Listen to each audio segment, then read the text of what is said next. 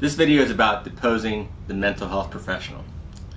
If the plaintiff in your case is suffering from mental health issues related to your incident, they've likely seen a psychologist or psychiatrist, and that treating physician or expert may very well serve as an expert at trial. And therefore, you're probably going to have to depose him. First, procure the psychologist or psychiatrist complete file, which will probably consist of a lot of handwritten notes, some of them fairly illegible. So you have to want to spend some time trying to figure out what was written down in the records and probably get assistance from your paralegal or legal assistant. Now, unlike medical experts in the sense of having objective testing, there really is no objective testing to determine whether someone is depressed or anxious or has some other issue involving their mental health. It's generally based on self-reporting.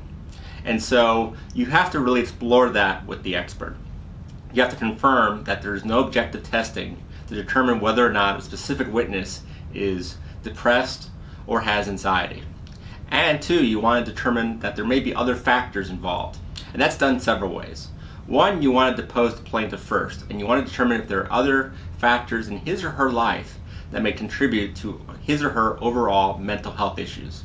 A death in the family, a loss of a job, a divorce, a prodigal child, a whole host of issues. Make sure you go through that in detail, because one or more of those issues can be a contributing factor to that person's depression, anxiety, or other mental health disorder. In addition to procuring that information from the plaintiff, you want to procure the plaintiff's complete file. And when mental health is involved, not only do you want to get all the medical records, you want to get all the employment records, but there may be a history of hostility or other issues at their current or prior jobs. You also want to get all the school records, because sometimes they were seeing a psychologist or someone else. You also want to get any other possible counseling records that were available. That's very important because the issue at hand may be a long-standing chronic problem. So once you have all the records in hand, prepare a chronology of all the relevant records and try to show each and every incident that provides an alternative explanation for the plaintiff's current mental health issues.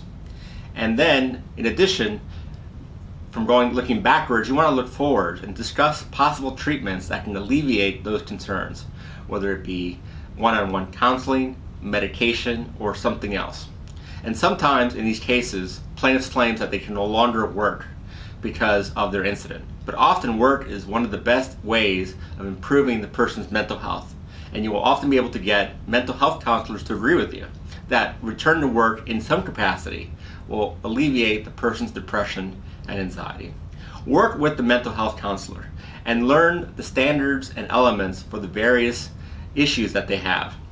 And the DSM-5 and other standards that determine what the various diagnoses are and the standards and basis for those diagnoses, so that you can be able to have an intelligent and cohesive and coherent discussion with the psychologist or psychiatrist.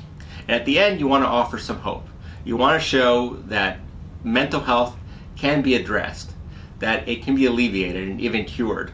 And you want to provide the expert to provide some hope through his or her testimony to show that through counseling, through some sort of therapy, through medication, through work, that plaintiff will improve. That's what you want to provide to the jury at trial. You want to provide the jury and the plaintiff hope.